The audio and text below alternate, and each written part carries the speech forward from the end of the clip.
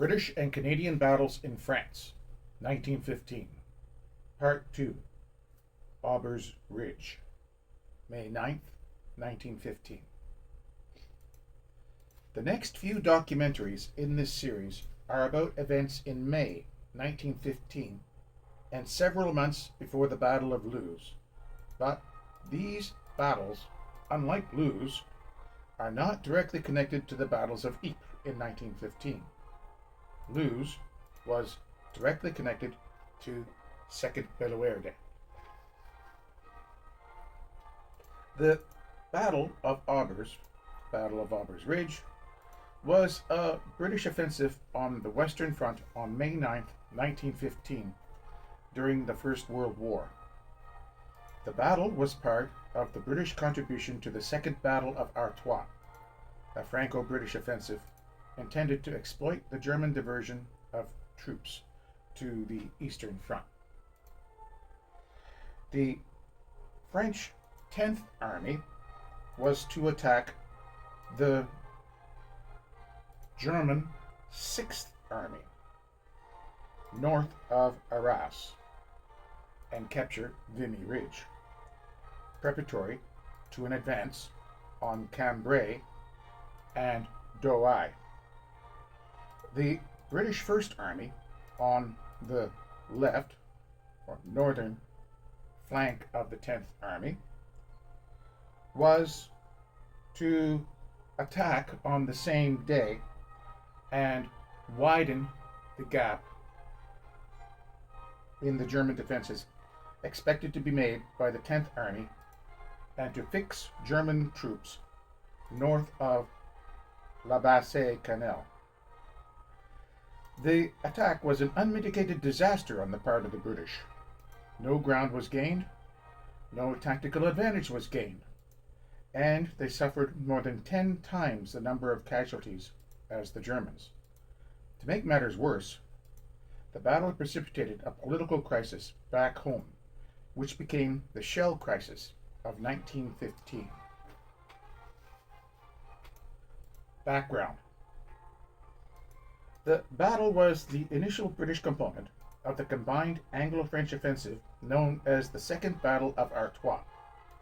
The French Commander-in-Chief, Joseph Joffre, had inquired of Sir John French, commander of the British Expeditionary Force, if British units could support a French offensive into the Douai Plain around late April or early May 1915. The immediate French objectives were to capture the heights at Notre-Dame-de-Lorette and Vimy Ridge. The British 1st Army was further north between La Bassée and Ypres in Belgium. It was decided that the British forces would attack in the southern half of their front line, near the village of Levante. The objective, in the flat and poorly drained terrain, was Aubers Ridge, an area of slightly higher ground, 2 to 3 kilometers or 1.2 to 1.9 miles long, containing the villages of Aubers, Fromelles, and Le Mesnil. The area had been attacked in the Battle of Neuve-Chapelle 2 months earlier. The battle marked the second use of specialist Royal Engineer tunneling companies, when men of the 173rd Tunneling Company tunneled under no man's land and planted mines under the German defenses to be blown at 0 hour. Prelude. German defensive measures. The Battle of Neuve-Chapelle had shown that one breastwork was insufficient to stop an attack, and the fortifications opposite the British were quickly augmented.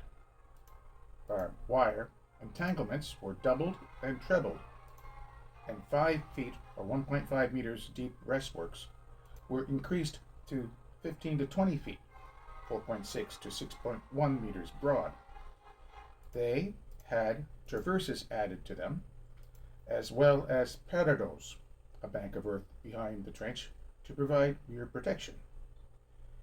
Each battalion had 2 machine guns, and these were emplaced at ground level, set to sweep no man's land from flanking positions.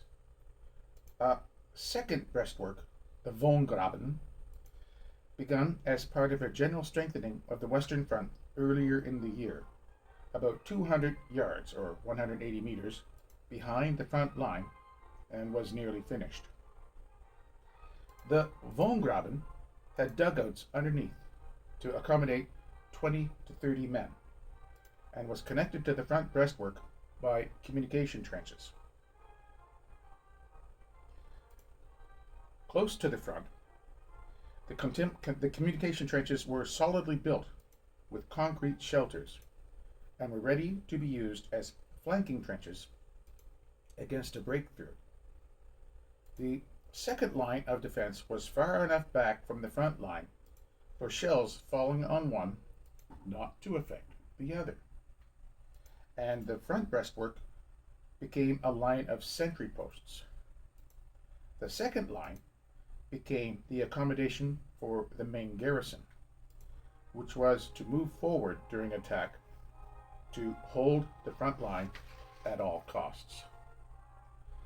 About 700 to 1,000 yards, 640 to 921 meters, back from the front breastwork, a line of concrete machine gun posts, known as the Stützpunktlinie, had been built, about 1,000 yards, 730 to 910 meters apart, as rallying points for the infantry, if the front position was broken through. Opposite Rue de Bois, machine gun posts were built at La Tourelle, Ferme de Bois, the Appelhof, Ferme Coeur d'Aveux, the Wasserburg. Battalion frontages were held by 2 companies of about 280 men on a frontage of 800 to 1,000 yards, 730 to 910 meters, with 1 company in support 2,000 yards or 1,800 meters to the rear, and the 4th company in reserve another 2,000 to 4,000 yards, 1.1 to 2.3 miles, 2.3 to 3.7 kilometers back. The new communication trenches were arranged so that the support companies could easily block a break-in from the flanks. Most of the field artillery of 6 to 12 4-gun field batteries and several heavy batteries in each division were on Aubers Ridge, 2,500 to 4,000 yards, 1.4 to 2.3 miles, 2.3 to 3.7 kilometers behind the front line, between Lorgy and Gravelines. A second line of gun positions between Le Créterie Farm, Bavailly, Le Willy, and Gravelines, about 2,500 yards, 1.4 miles, 2.3 kilometers behind the forward battery positions, had been built so that the guns could be moved back temporarily until enough reinforcements had arrived from Lille and La Bassée to counterattack and reoccupy the front line. Battle. Intelligence about the work to improve German positions was not available or given insufficient attention where known. No surprise was achieved because the British bombardment was insufficient to break the German wire and breastwork defenses, or knock out the German front line machine guns. German artillery and free movement of reserves were also insufficiently suppressed. Trench layout, traffic flows, and organization behind the British front line did not allow for easy movement of reinforcements and casualties. British artillery and ammunition were in poor condition. The artillery was worn down through overuse. The artillery was of poor manufacture. It soon became impossible to tell where the British troops were, and accurate artillery fire was impossible. Air operations. 3 squadrons of the 1st Wing Royal Flying Corps, RFC, were attached to the 1st Army for defensive patrols for 4 days before the attack. This was to deter enemy reconnaissance. During the attack, they were to conduct artillery observation and reconnaissance sorties and bomb German rear areas, railway junctions, and bridges further afield. Aftermath. Analysis. Here is a picture of the Royal Munster Fusiliers receiving absolution from their chaplain, Father Francis Gleeson, prior to the battle. The battle was an unmitigated disaster for the First Army. No ground was won, and no tactical advantage gained. It is doubted if it had the slightest positive effect on assisting the main French attack, 15 miles, 24 kilometers, to the south. The battle was renewed slightly to the south from May 15th as the Battle of Festubert. In the aftermath of the Aubers Ridge failure, the war correspondent of the Times, Colonel Charles A. Court Reppington, sent a telegram to his newspaper highlighting the lack of high explosive shells, using information supplied by Sir John French. The Times headline for May 14th, 1915 was "Need for Shells. British attacks checked. Limited supply, the cause. A lesson from France." This precipitated a political scandal known as the Shell Crisis of 1915. Casualties. Hans von Haeften, an official history editor of the Reichsarchive, recorded about 102,500 French casualties from May 9th to June 18th, 32,000 British casualties, and 73,072 German casualties for the operations of the Second Battle of Artois. The British official historian, James Edmonds, recorded 11,619 British casualties. Edmonds wrote that the German official history made little reference to the battle, but in 1939, G.C. Wynne wrote that Infantry Regiment 55 had 602 casualties, and Infantry Regiment 57 lost 300 casualties.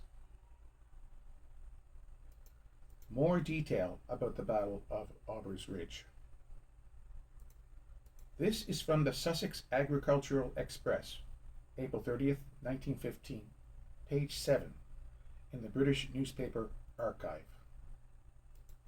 At the end of April 1915, the Sussex Express carried a cheering report from one of its former reporters, Private W.G. Horton, of the 5th Royal Sussex.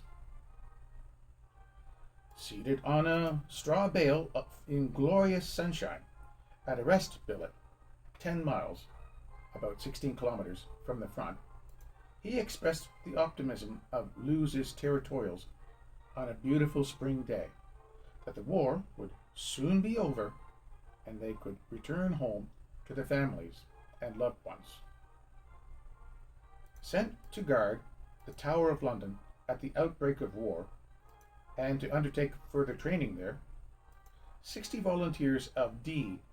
Lewes Company, 5th Cinque-Ports Battalion, Royal Sussex Regiment, led by their company commander Captain Thorold Stewart Jones of Southover Grange, had left Lewes for the front after a 48 hours home leave and a rousing send-off by the mayor and townspeople on 14th February 1915.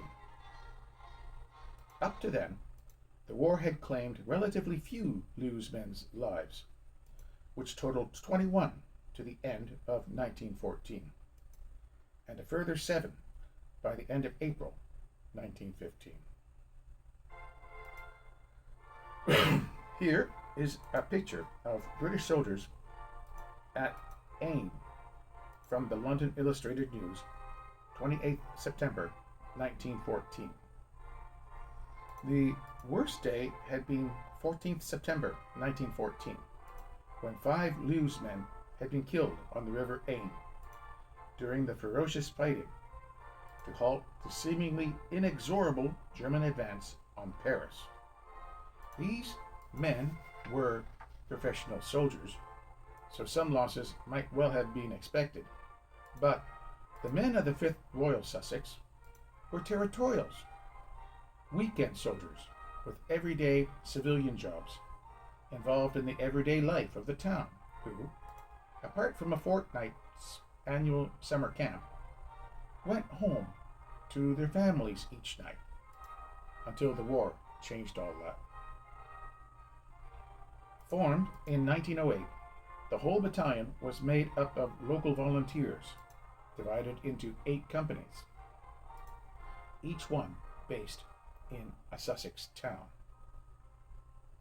Originally formed as local defense forces, territorial battalions drew upon local loyalties and a sense of local patriotism to protect the country in the face of any attack. Overseas service, for which these men willingly volunteered, was not the aim when these units were formed. But in August 1914, everything had changed. On 18th February, the 5th Battalion left the Tower of London, entrained for Southampton, and sailed overnight on the SS Pancreas for Le Havre, where they embarked the following afternoon.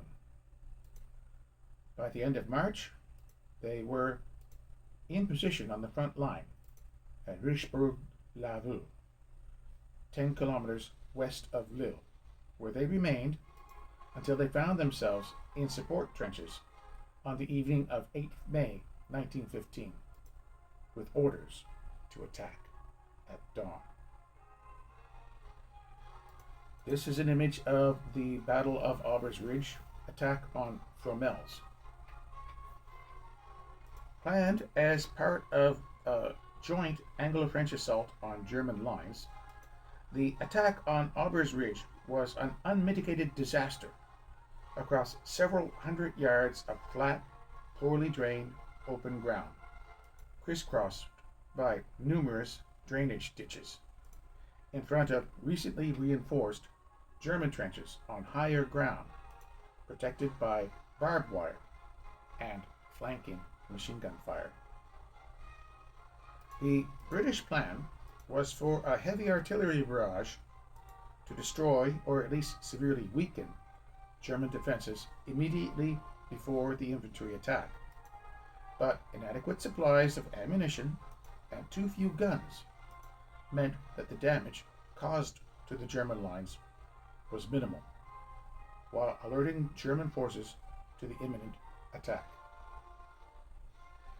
The bombardment began at 5 a.m. and intensified at 5:30 a.m. with orders to begin the attack at 5:40 a.m. In the first wave was the 2nd Royal Sussex, flanked by the Royal Munster Fusiliers on their left and the 1st Northamptonshires on their right. The 5th Royal Sussex was to follow on immediately behind, with the Lewes men, now part of C Company, in the front. In the initial advance towards the British advanced trench, C Company met intense rifle and machine gun fire and lost at least 30 men killed or wounded. Worse was to follow, as wave after wave of men were cut down as they advanced across the open ground, or were shot as they came up against barbed wire. By 7 a.m., the position was recognized as hopeless, and the order to retire was given. From an initial strength of 850 fighting men, Lieutenant Colonel Langham, their commanding officer, estimated only 360 effective rifles were left, and 2 of the surviving captains were sent to hospital with nervous breakdowns. As news of the disaster began to reach home in the days that followed, the Sussex Express carried a series of graphic letters from survivors describing their experiences. An officer of the 2nd Battalion wrote, "After a bombardment of our own guns on the German trenches, the good old Sussex went forward like one man, only to be met by a fire which simply mowed us down like rabbits. The barbed wire in front of the German trenches was not cut by our shrapnel as planned, and we were caught like rats in a trap." Another officer wrote, "Stuart Jones devoted all his efforts, sparing himself neither time nor trouble, to make his company efficient, and he succeeded beyond all expectations. It was a fine thing to have nursed that company as he did, and leading them into action, fall at their head, right against the German trenches. When he reached the French trench, seeing gaps in the assaulting line, he dashed on with great gallantry and overtook the 2nd Sussex line, and with them advanced in short rushes. Stuart Jones and a few others got to the German wire. No one at all got any further." Private George Maslin, just 17, of Westgate Street, described what he saw. "It was about 20 minutes to 5 in the morning when our guns started to play havoc with the German lines. Our lines knocked their trenches to blazes, dirt and wreckage sky high. All along the lines was a yellow and greenish haze, and it seemed as if nothing could live. When we got the order to charge, the 2nd, whom we were supporting, went over the top like we do on bonfire day. We followed and got 3 parts over no man's ground when they opened a terrible fire with machine guns, and we lost heavily. More men kept coming out to assist us, but it was no use, and we had to lay there. It seemed terrible not being able to raise your head and your mates being knocked over and needing your help, and you could not move. One chap got hit, and I handed him my water bottle, and a bullet whizzed by my ear, hitting my haversack. There were shells dropping behind us and deadly machine gun fire in front of us. I laid out there for 2 hours, and then, by short crawls on my belly, I managed to get to our barbed wire, and I laid there for a few minutes. I then crept through the wire until I came to the parapet, and then I thought, nick or nothing, so I bolted over, and just as I got to the top, a bullet hit my puttee, going right through puttee, sock, and pants, and just left a mark on my legs. But I got in safely. After I got over it and got my breath, I helped get the wounded in and bandage them up. Not another band of fellows could have trod it better than the Sussex did. We were relieved the same night, and when roll call came, it seemed awful.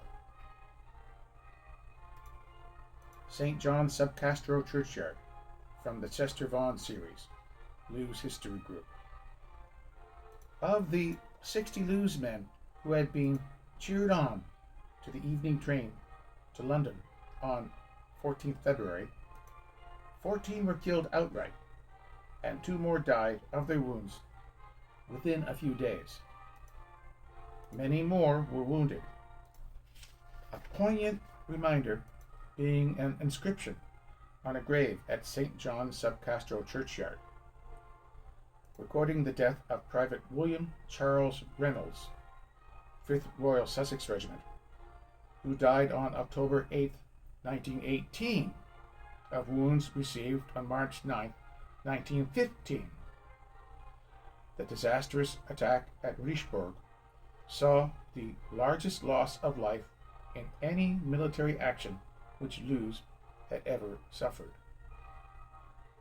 The shock felt in Lewes as news of the circumstances and scale of losses on May 9, 1915, gradually filtered back to the town, which was such that the events were still remembered and talked about in Lewes when Dr. Graham Mayhew, the author of this article, was growing up in the 1950s and 60s.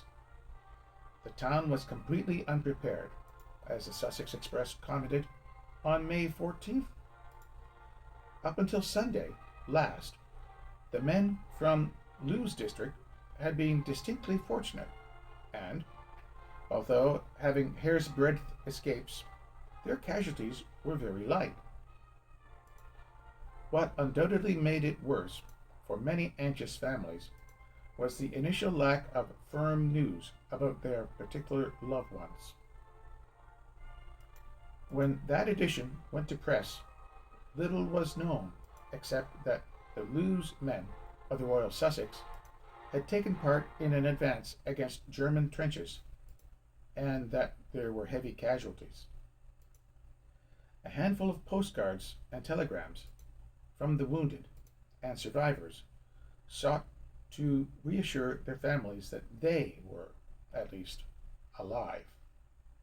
Amongst these, Private W.G. Horton, a former Sussex Express reporter, sent a telegram.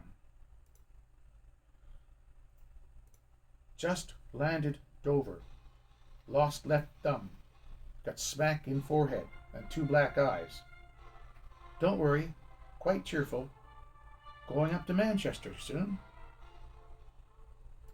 But apart from confirmation from his brother Stuart, who was wounded, that Clifford Andrew of Ringmer, an ex-grammar school boy and prominent Lewes Methodist, had been killed, and that Captain Thorold Stewart Jones had been wounded and missing, there was little concrete to report. The following Friday, 21st May 1915, the Lewes page of the Sussex Express carried the headline, "Covered with Glory. Memorable charge of the 5th Sussex. Territorials killed and wounded." While the back page carried photographs of 11 of the wounded and 2 dead, as well as an annotated group photograph of the officers of the 5th Battalion, noting those wounded, missing, or dead, but reported that many Lewes families were still waiting for news. The article itself contained graphic descriptions from the letters of survivors, while conveying the news of 6 Lewes men confirmed dead and 5 others listed among the wounded, all of whom were subsequently confirmed to have lost their lives. Here is another view of the Battle of Aubers Ridge, attack on Fromelles. During the bombardment, which began at 0500, at 0520, 9th May 1915. Smoke is rising from the German lines. Captain Claude Garrett Salmon of the 2nd Battalion, Cameronians, or Scottish Rifles, was wounded in this breastwork and was killed while being removed. Altogether, 16 Lewes men of the 5th Royal Sussex and 1 man from the 2nd Battalion died on May 9th, 1915, or subsequently, of their wounds. At least as many again of the Loos contingent were also wounded, but not fatally.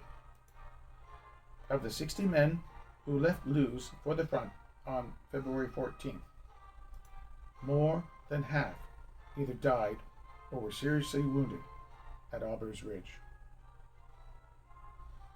These men came from a variety of backgrounds and occupations.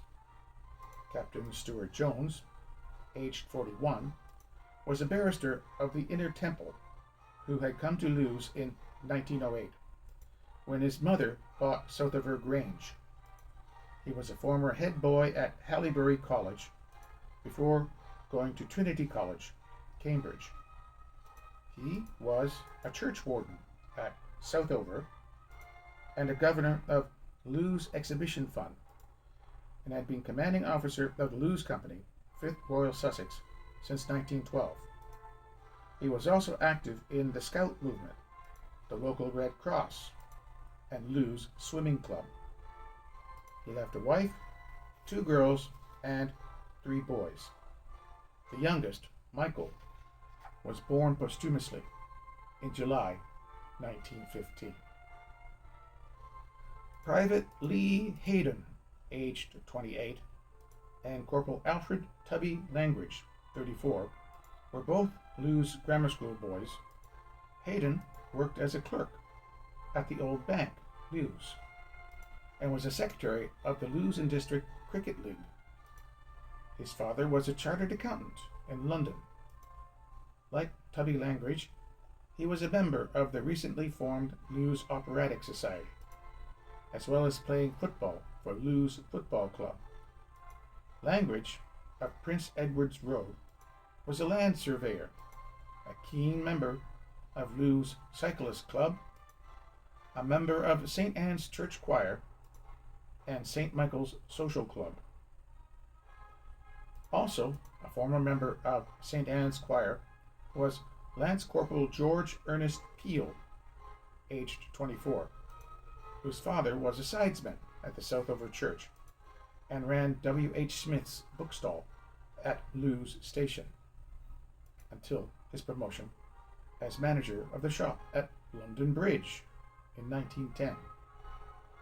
Peel was employed as a clerk at the County Education Office, was an active Oddfellow and Druid, a member of the Southover Church Social Club, and the local Red Cross. Other personal histories in this article talk about Private Herbert George Funnell, the bugler. Private Harold Breach was a bottler. Private Henry William Lancaster was another bugler, insurance salesman, and police constable. Private Edgar Rigelsford, who also sold insurance. He had further told about him, though. According to Quartermaster Sergeant H. Roberts, he sacrificed himself for his comrades, going over the breastworks 3 times under howitzer, shrapnel, machine gun, and rifle fire to fetch in the wounded. Had he returned, he would have been recommended by Captain, now Major, Courthope, for honors.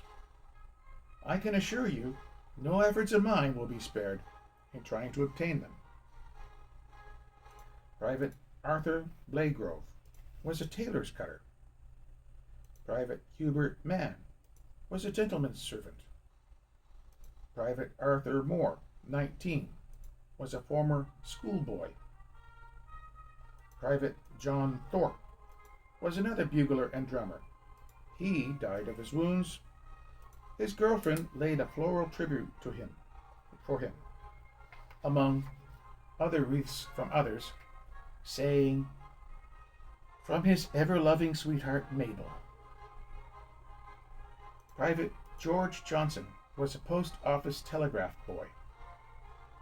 Private William Arnold was a reservist who later died of wounds weeks after the battle. William Reynolds was an iron molder at Every's Works and is the last on the list. He died of his wounds in October 1918. Other men returned home to live with their disabilities, carrying the awful memories of May 9, 1915 with them for the rest of their lives. Article by Dr. Graham Mayer, the Sussex Agricultural Express, and from the Western Front Association. The overall battle. The following is from the site What Matters. Haig's plan. Although a date for the combined Franco-British offensive had yet to be set, General Sir Douglas Haig, commanding the British First Army, began organizing his troops in April. The original plan, put forth by Field Marshal Sir John French, had been for an assault to the south of Neuve-Chapelle towards La Bassée, but General Haig had come to the decision that an additional attack to the north of Neuve-Chapelle would pincer out a considerable part of the German line. The attack would therefore be aimed at the ridge running through Aubers. The word ridge conjures a vision of something that can easily be seen. Vimy rises to 145 meters. Notre-Dame de Lorette is even higher. Aubers, however, is in French Flanders. The word means flooded ground. The land is flat, and the ridge had an altitude of just 20 meters, with trees and houses cluttering the countryside. The modern visitor could be forgiven for not even realizing that the ground goes up at all. Sitting on the top of this blip on the landscape, the Germans were given a good view advantage over their enemy's lines. The attacking forces. South of Neuve-Chapelle, the Indian Corps took over part of the line, held by 1st Corps, which used its own 47th London Division on the right of its line towards the canal at Cuinchy. This reshuffling of units allowed the 1st Division to concentrate over a width of just over a kilometer, with the 2nd Division immediately in reserve. To the left and north of 1st Division, the Indian Corps had its Meerut Division covering 750 meters to the assault zone, and the remainder of its line held by the Lahore Division. Here is an image looking towards Fromelles. The ridge is little more than a slight rise. North of Neuve-Chapelle, the 4th Corps also reorganized its front to allow the 8th Division to concentrate on a width of 1,400 meters astride the road between Salé-sur-Lys and Fromelles. Behind and in reserve was the greater part of the 7th Division. All 3 corps would assault the German lines, and the attack would then be pressed home to the Aubers Ridge, 3 kilometers away. 1st Corps and the Indian Corps would attack the German line on a front of about 2 kilometers between Chocolat-Menier Corner, so called because of an advertising billboard, at Richebourg, and the outskirts of Neuve-Chapelle. 4 Corps would advance on its 1,400 meter front towards the area known as Rougebanque, just short of the village of Fromelles. The objective of these 2 assaults, separated by 6 kilometers, was to pincer out the dozen or so German battalions holding the intermediate ground. Having achieved this, the second phase of the operation was to continue the advance to the far side of the La Bassée to Lille road. To achieve any of this, one thing was vitally important: that the artillery could demolish the German defenses. At Neuve-Chapelle, a surprise had been gained by having a short preliminary bombardment, and this was considered to be the best method for the coming battle. A bombardment of 40 minutes was about all that the artillery could provide anyway. Shells were in short supply, and the shells which exploded when they were supposed to were becoming even more rare. Artillery versus breastworks. The artillery plan for Aubers Ridge was for a preliminary bombardment of just 40 minutes, the final 10 of which would be intense. The official history lists each piece in careful detail, but in summary, General Haig's First Army had 516 field and light guns available for the task at hand, plus 121 heavies. In comparison, General Durabal, commanding the French 10th Army, which was about to attack Vimy Ridge, could count on 959 field and light guns and 293 heavies. The French had also decided that short bombardments were grossly insufficient to deal with modern defenses, and had opted for a 4-day preliminary bombardment, probably the first real bombardment of the war. 4 days against 40 minutes. But the British were not only acting on different tactics, they were also constrained by a severe shortage of shells, especially those of the heavier calibers. Production back in Britain was under tight control of the War Office, and Lord Kitchener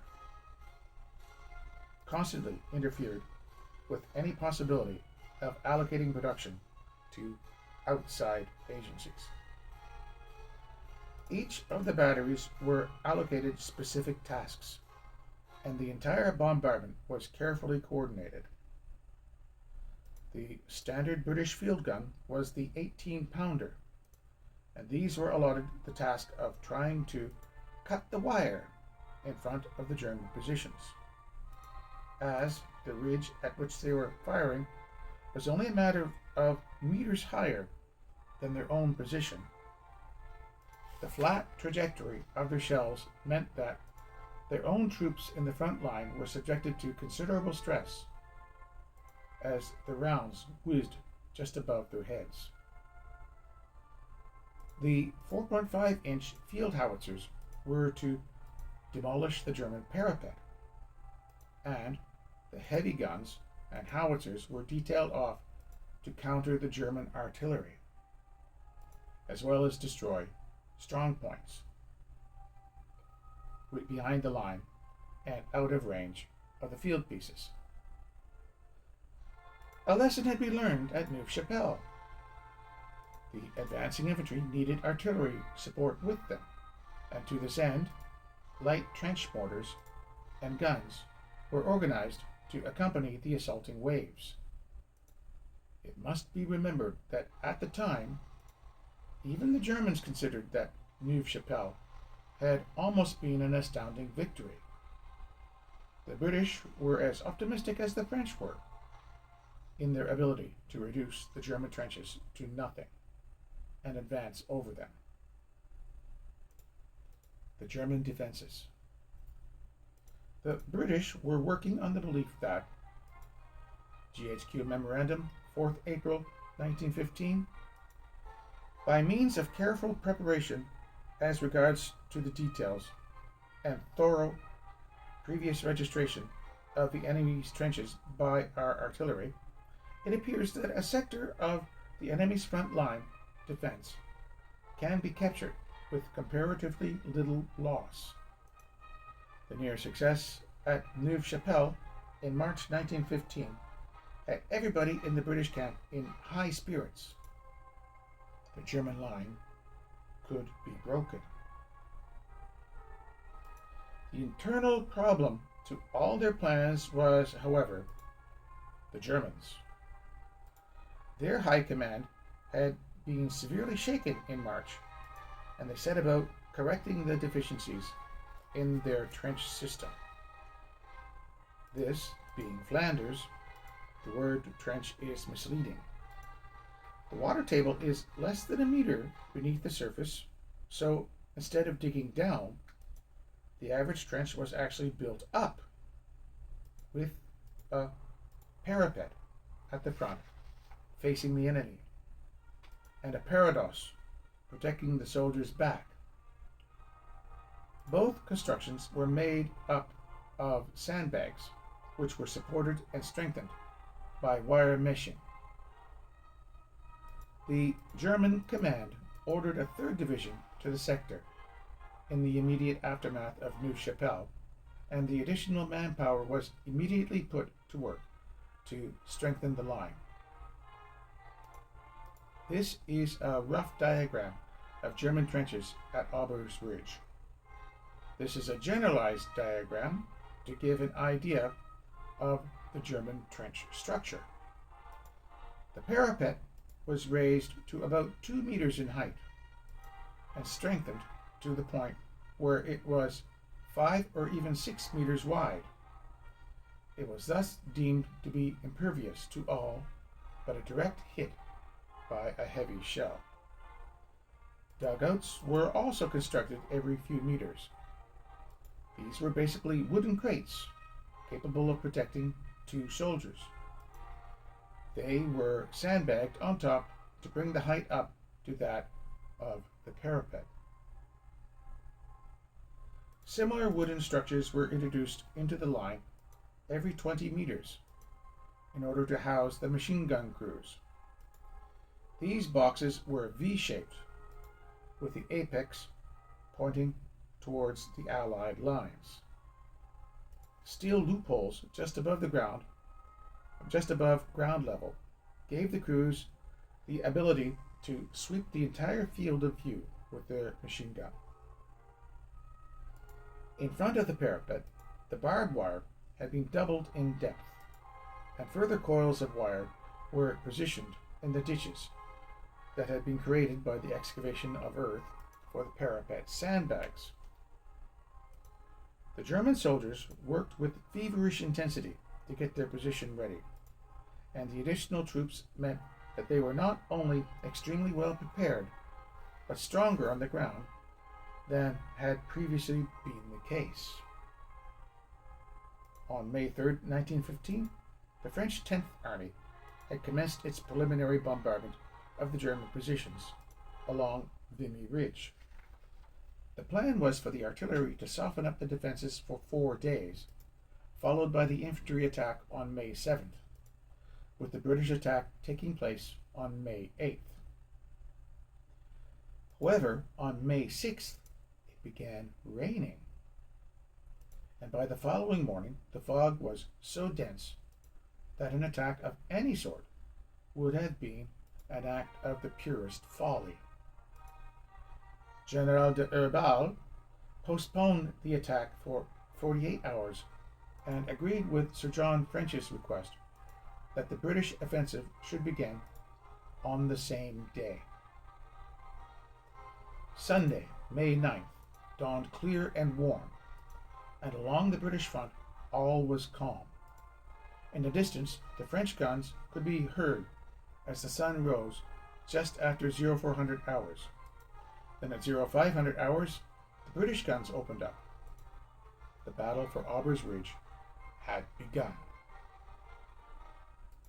1st Corps. The commander of 1st Corps was Lieutenant General Sir Charles Munro, and would be his 1st Division, under Major General Richard Haking, that would act as the right flank of the assault on Aubers Ridge. Generals have a curious rank structure that comes from the French titles. A French brigadier equates to a corporal. A major is a sergeant major, and a lieutenant is also strange.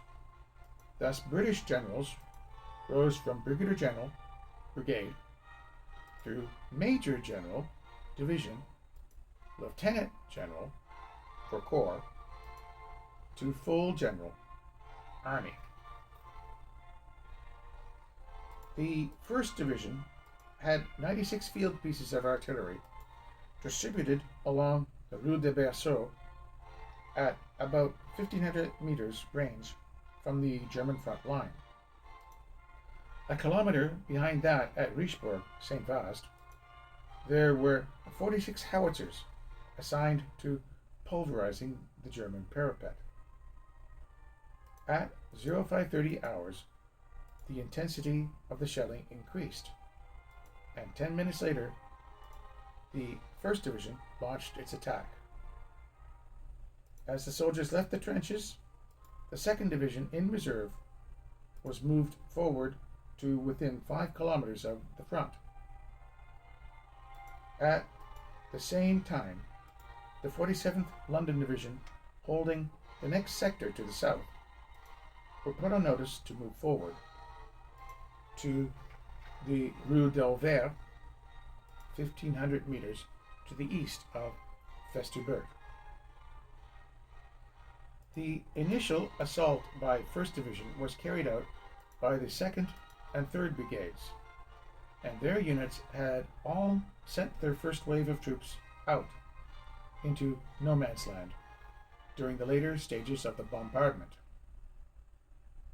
The plan was for the men to get within 80 meters of the German parapet just as the bombardment finished.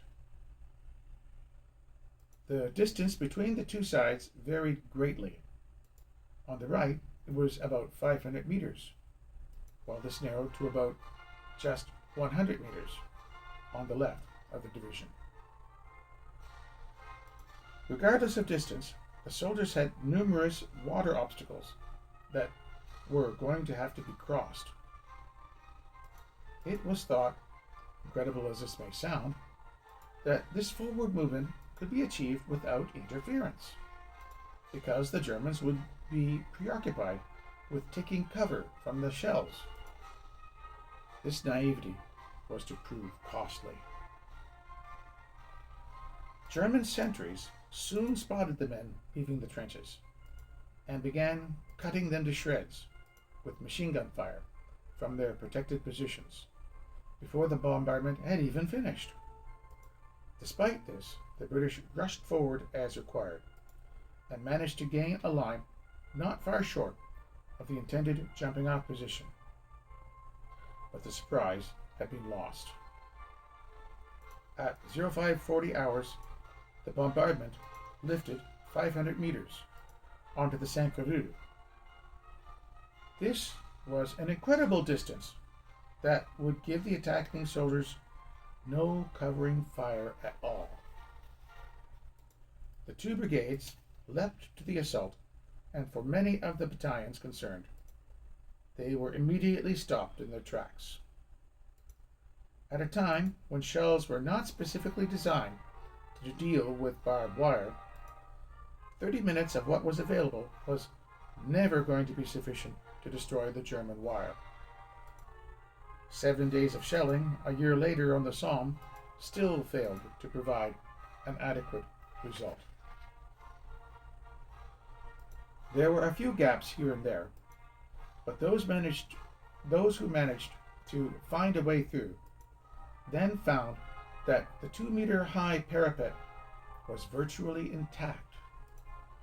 A full company from the 2nd Battalion Munster Fusiliers did manage to gain access to the German trench through one of the rare breaches. Their commanding officer, Lieutenant Colonel Rickard, had been killed in the assault, and the ill-fated company was never seen again. By 0600 hours, it was evident that the attack had run itself into the ground, and General Haking ordered a second bombardment from 0615 to 0700 hours. A further effort to launch an assault would then take place across the entire southern front of the battlefield. With the artillery incapable of locating the multitude of machine gun nests in the German parapets, and its inability to destroy one with anything less than a direct hit, this second softening of the German line was as inadequate as the first. The second assault merely added to the cost of the first without an extra meter of ground being obtained. At 0720 hours, General Haking realized that the 2nd and 3rd Brigades had been cut to shreds and offered to make a third attempt using his 1st Guards Brigade. Thankfully, his Corps commander told him to do no such thing until the situation had been reassessed and new orders issued. In less than 2 hours, Haking's 2 brigades had lost over 2,000 men as casualties. The Indian Corps. The Indian Corps was commanded by Lieutenant General Sir James Wilcox, and the all-important barrage was carried out by the artillery of both the Meerut Division, who were involved in the attack, and that of its neighbor, the Lahore Division. The Dehradun Brigade, which was to carry out the initial assault, had the 2nd of the 2nd Gurkhas Rifles on the right, the 1st of the 4th Battalion Seaforth Highlanders in the center, and the 1st Battalion Seaforth Highlanders on the left. The Gurkhas also had a company of 6 Jats attached to them. The Indian Army Corps was made up of both Indian and British battalions. The Meerut Division had just 26 howitzers to deal with 750 meters of German parapet, which was no more than 150 meters away from their own front line. With the same timing as that for the British sector, the barrage opened at 0500 hours and intensified its rate of fire 30 minutes later.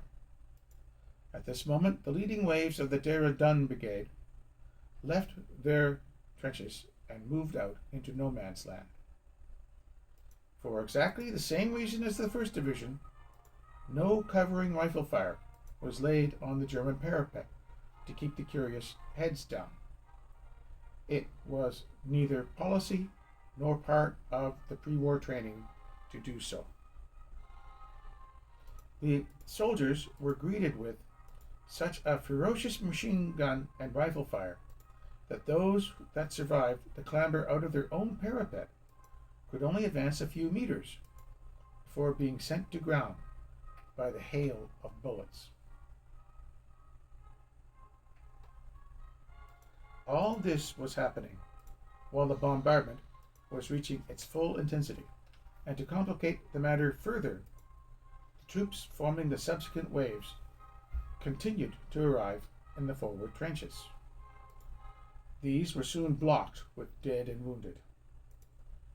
There were soldiers moving both forward and those being forced back in the trenches.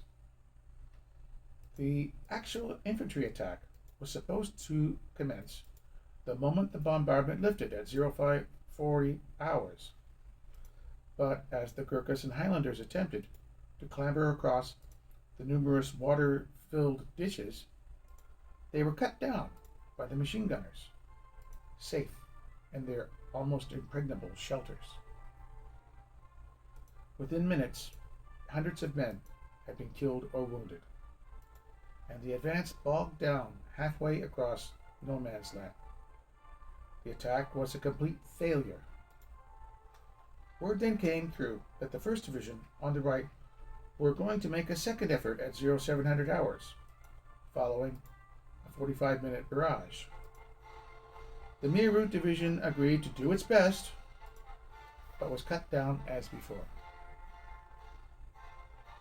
Despite this second failure, Lieutenant General, Major General at the time, Anderson, commanding the Meerut Division, decided that they would make another attempt.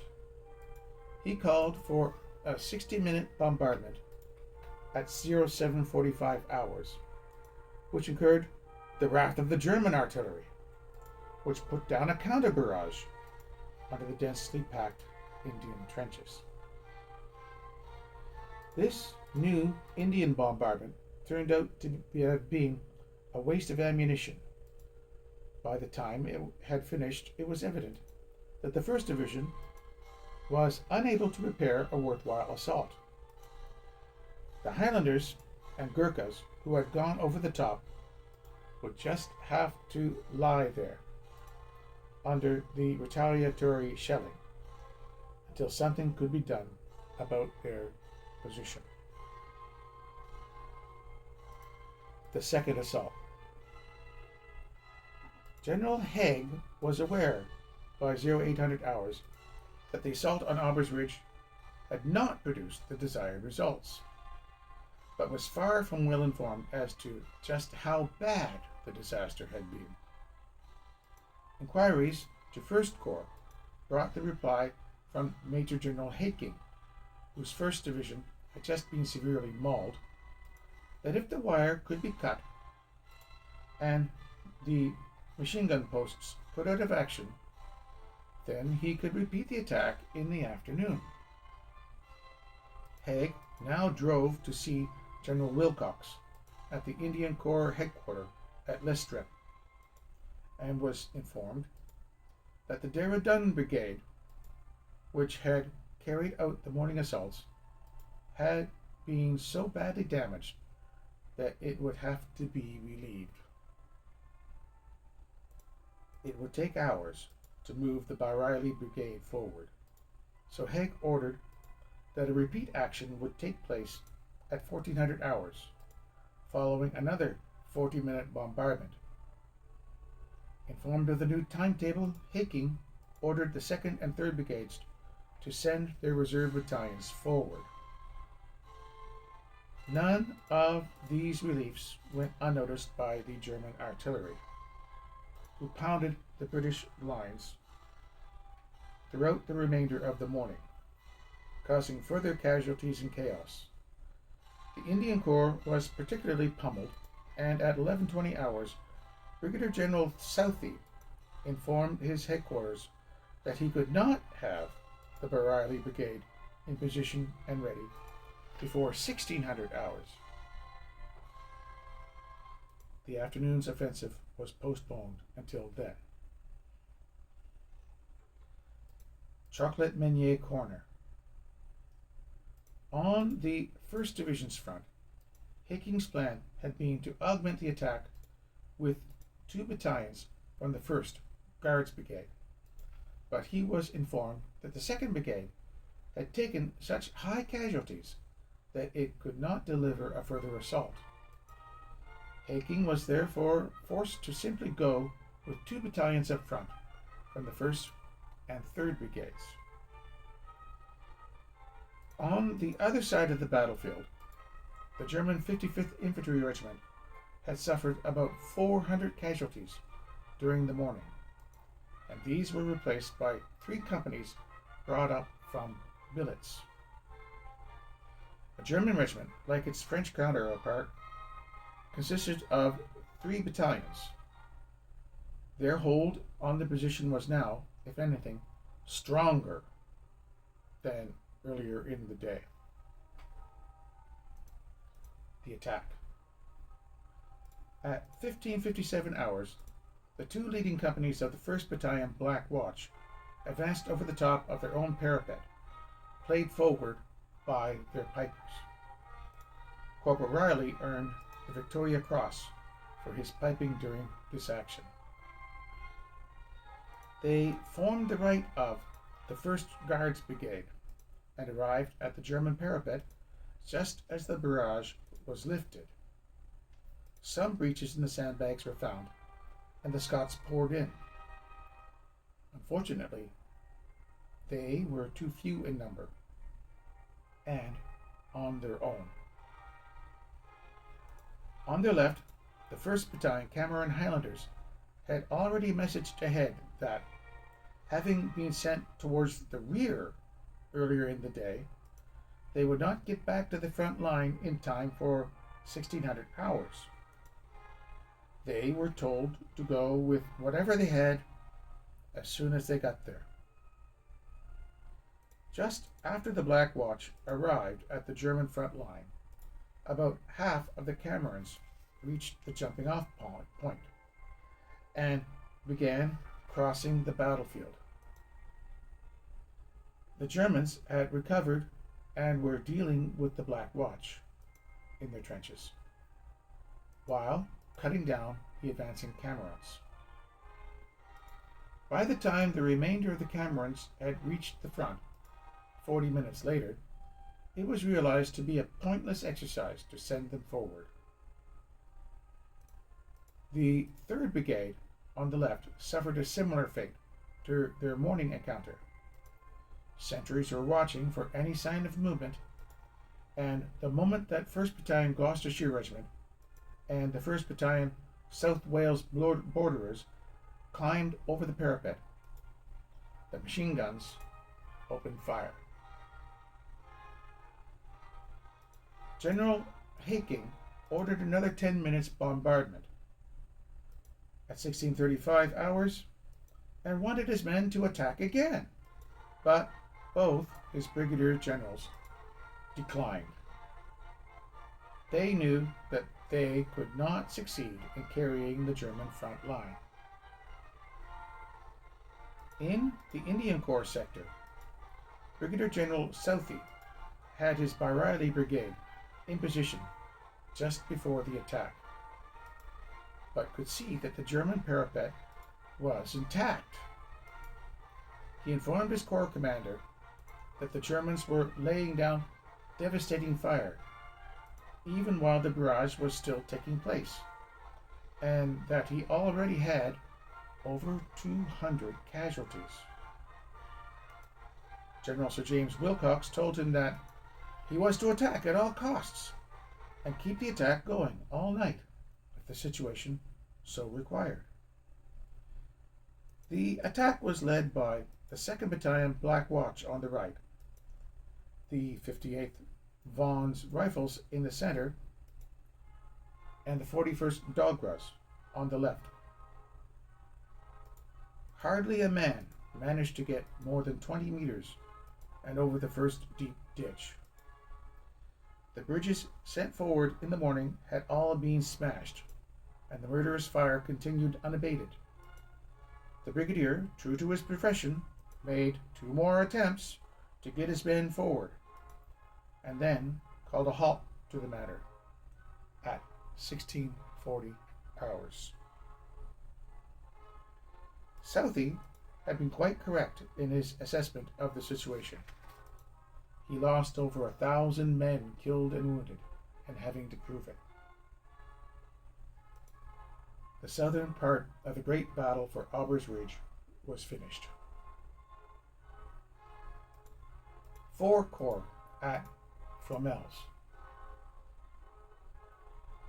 5 kilometers to the north of the Indian Corps, Lieutenant General Sir Henry Rawlinson's 4 Corps had the task of attacking astride the Salé-Fromelles road. He had voiced some concerns about the reported German engineering works, but was as confident as his commander, General Haig, that, with surprise on their side, a breakthrough was there for the taking. In fact, the Germans were caught by surprise. Only the day before the attack had they finally noted movements within the opposing lines. Rawlinson's plan was to use his 8th Division on a frontage of about 1,300 meters, with its initial objective being the area known as the Rouge Bank. This would have him opposed by 16 Bavarian Reserve Regiment. Corporal Adolf Hitler served in this unit. Looking towards Fromelles from the Sugarloaf.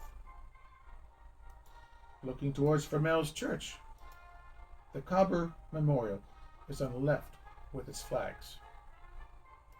This Australian memorial for 1916 marks the German front line in front of the 2nd East Lancs in 1915. The theory was that the Germans, more specifically Bavarians, would have about 10 companies, 1,600 soldiers, defending their front against 2 brigades from the 8th Division, which was about 7,000 soldiers. As the 8th Division advanced on Fromelles, the 7th Division would come through from behind and advance southeastwards towards Aubers. This movement would allow the 2 battlefield sectors to join up. The artillery was to play just as an important role in the northern sector, but the 173rd Tunneling Company had also driven 2 short galleries under the German line. One was 90 meters long, and the other was 105 meters long. Even though the residue of blue clay was quite visible from digging the mines, the Germans remained blissfully unaware that anything was amiss. The night before the attack, the 2 brigades were moved up into position. The 24th Brigade, under Brigadier General Oxley, and the 25th Brigade, commanded by Brigadier General Lowry Cole, on the left flank. At 0500 hours, and coordinated with the southern attack, the artillery barrage was begun. 72 18-pounder field guns were tasked with destroying the German wire, while there were 30 howitzers available to demolish the German parapet. During the 40-minute bombardment, British observers noted that many of the shells were falling short because the guns were obsolete and worn out. Some of the artillery fire was not even reaching the British front line. In the final 10 minutes of the bombardment, the rate of fire increased and the first waves of the assaulting troops moved out into no man's land. They could already see the glint of the enemy bayonets and realized that the Germans were waiting for them. The 24th Brigade advanced, with the 2nd Battalion Northamptonshires on the right of a German salient, and the 2nd Battalion East Lancashires on its left. The Lancashire men had already taken heavy casualties before the bombardment lifted, with the German riflemen standing up on the parapet to get an easier aim. The Northamptonshires had further to cross and lagged a few minutes behind. But when they reached the German line, one of the companies found that a hole had been made by the shelling and rushed it. In a repeat of the events to the south, there was no support, because elsewhere the men were sent to ground by machine gun fire and uncut barbed wire. The 25th Brigade had much better luck. Their leading battalions, which were the 2nd Battalion Rifle Brigade and the 1st Battalion Royal Irish Rifles, have found that the wire had been well cut and made swift progress to the German parapet. It was undamaged, but that didn't stop the riflemen. Having taken some prisoners from 16 Bavarian RIR, they moved on and seized their first objective, the bend in the Fromelles Road. On the left, the 14th Battalion London Kensington Regiment, some records say 13th Battalion, had to wait on their 2 mines to be detonated at 0540 hours before charging forward. They reached de Lingerie farm and began forming a protective left flank. 40 minutes into the assault, all forward movement stopped.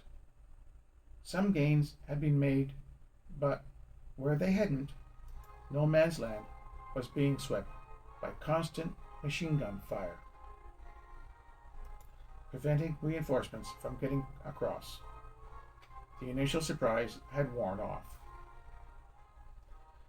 Brigadier General Lowry Cole was at the front and could see for himself that his men were now being forced back, despite his efforts to push his reserves forward to consolidate the captured positions. Standing on the parapet, the general was brought down, mortally wounded. He is buried in Le Trou A Post Cemetery. Here is Le Trou A Post Cemetery. By 0830 hours, the British trenches were a jumble of broken climbing ladders and wooden bridges. The wounded, the dead, and the leaderless units that had lost cohesion were blocking the way for the reserves, trying to come up the communication trenches. Movement out on the battlefield was instantly spotted and invited an immediate response from the German machine gunners. It seemed inevitable that those units that had managed to lodge themselves in the German lines had been lost. With reports coming in of French successes at Vimy, the Foreign Legion had reached its summit, General Haig ordered Rawlinson to try again. The problem was that a further barrage was out of the question. Nobody knew for certain just how many of the forward troops were still alive, and just exactly where they were. The only place where it could be delivered was between where the Northamptons had got their foothold and the Fromelles Road. The attack was planned for 1300 hours, but the troops involved were so heavily shelled while forming up and then brought down as soon as they tried to advance that the word assault could be considered contradictory.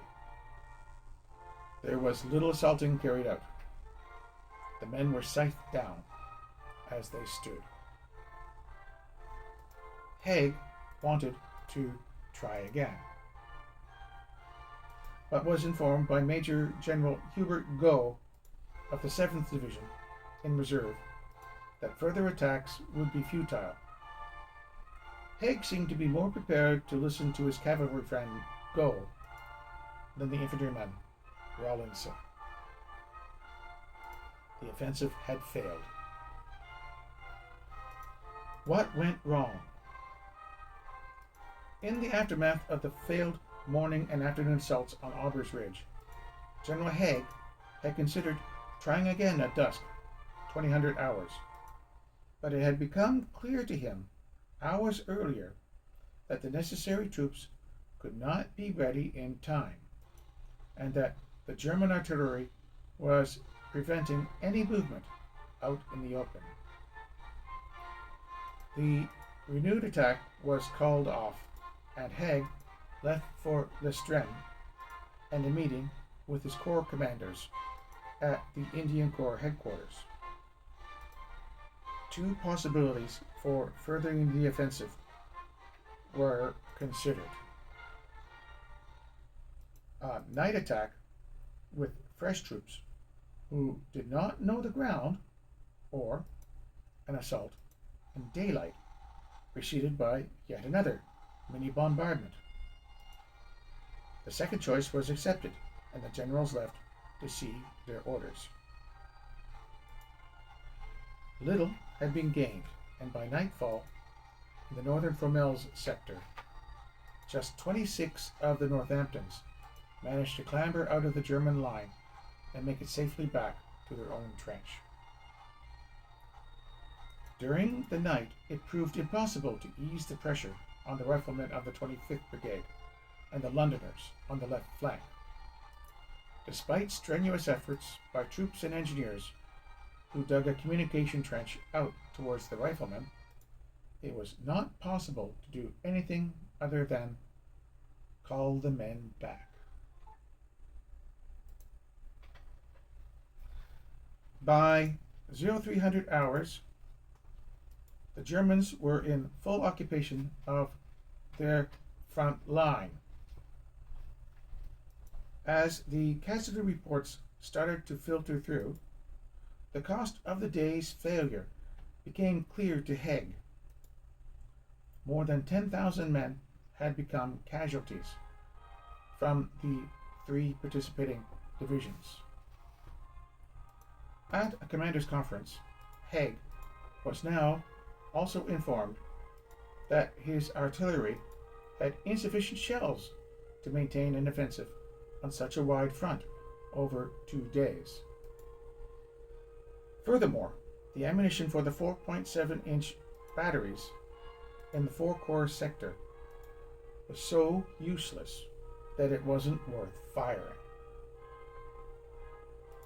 Haig cancelled his orders for the offensive to be reopened at 1600 hours and informed his superior, Field Marshal Sir John French, that under the circumstances it was not practicable to continue the present plan. He would return to the original position of the attack to the south of Neuve-Chapelle, and this would be carried out by Major General Gough's 7th Division alongside the 2nd Division as soon as possible.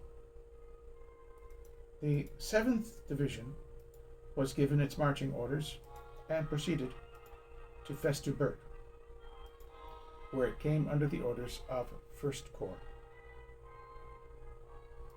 A great disappointment. The Battle of Aubers Ridge was a great disappointment to both Haig and French.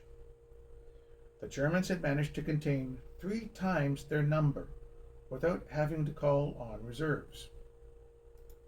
Their sturdy work in improving their defenses had more than paid off.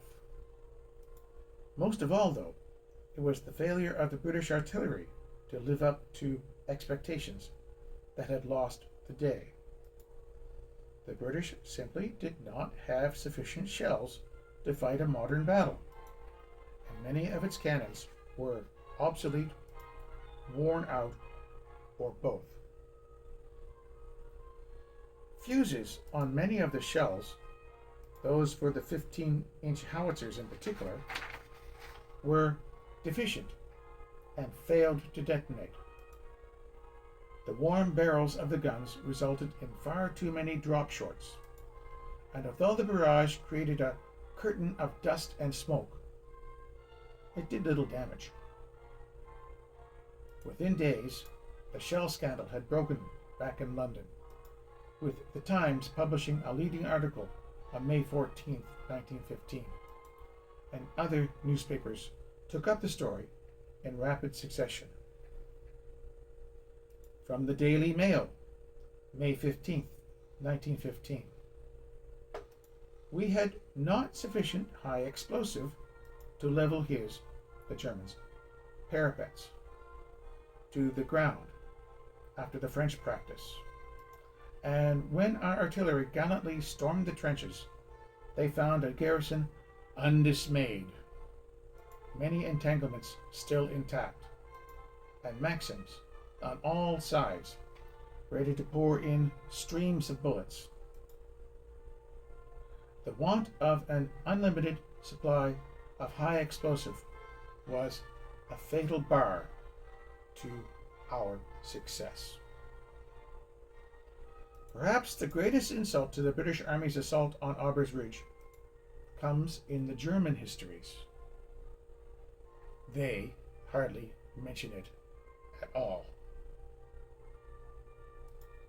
The aftermath of Aubers Ridge. The spring of 1915 marked a low point in the relationship between Field Marshal Sir John French and his allies, General Joffre and General Foch. The use of gas at Ypres on April 22, 1915, had caused the left flank of the British Army to hang dangerously in the air, following the collapse of the adjoining French sector. Despite a lot of noise from General Foch, commander of the French Northern Group of Armies, he did not seem to be putting that situation to rights. Further south, the French were fighting for Vimy Ridge and the Douai Plain. Their initial successes on May 9th failed to make the much sought-after breakthrough, and both Joffre and Foch leaned heavily on the British command to continue their offensive against the Aubers Ridge. In fact, the Field Marshal had already instructed Haig to ensure that his First Army did just that, and the matter was already in hand, with the 7th Division transferred to 1st Corps in preparation for a limited attack around Festubert towards La Bassée. But the British lacked artillery shells, decent guns, and troops. Divisions of troops were being held back in Britain by Lord Kitchener, who feared a German invasion. Haig had realized with the failure of his May 9th offensive that he, 1. didn't have the means to attempt an assault on such a wide front, 2. would not be able to attain a distant objective, and 3. above all, could not advance without a lengthier bombardment of the German positions. It seemed evident that a whirlwind bombardment may well offer surprise, but did not, at least at this stage of the war, offer sufficient strength to demolish well-prepared fortifications. Haig gave up on his two-pronged approach to the offensive, concentrating, as he had originally been considering, on an attack only to the south of Neuve-Chapelle. He also dropped the short bombardment. He now wanted at least 2, if not 3 days of constant shelling.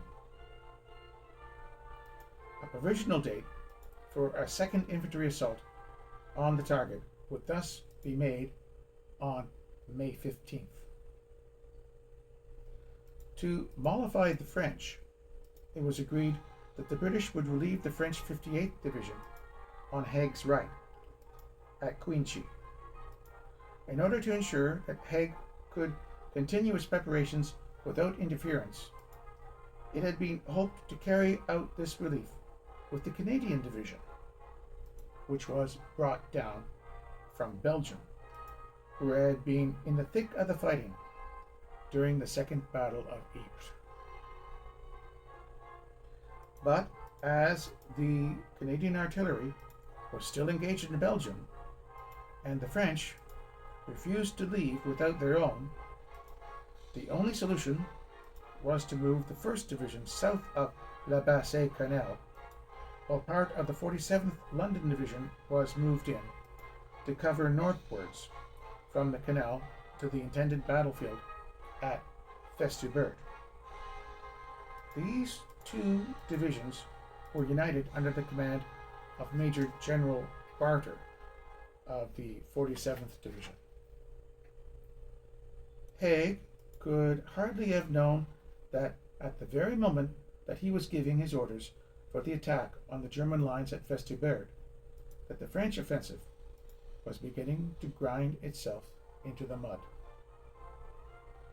On May 12th, the Chapelle de Lorette, or at least its ruins, finally fell to General Maester's soldiers. But elsewhere, the bell was already tolling its dire warning of a struggle that would prove to be more ferocious and with losses far higher than Foch or Joffre could ever have imagined. Vimy Ridge had been retaken by the Germans, and the village of Neuville-Saint-Vaast had been turned into a nightmare of hidden strongholds and interlaced trenches. On May 10th, General Ernest Barbeau, a much loved commander and known as the Bayard of the war, was killed in the front lines at Souchez. Bayard was a knight, so noted for his chivalry that his name became part of the French language. All this was unknown to General Haig, who felt obliged to support the successes already gained by the French. 4 Victoria Crosses were awarded for actions in the Battle of Aubers. David Findlay, Black Watch, Royal Highlanders. John Ripley, Black Watch, Royal Highlanders. Charles Sharp, Lincolnshire Regiment. James Upton, Sherwood Foresters, Nottinghamshire and Derbyshire Regiment.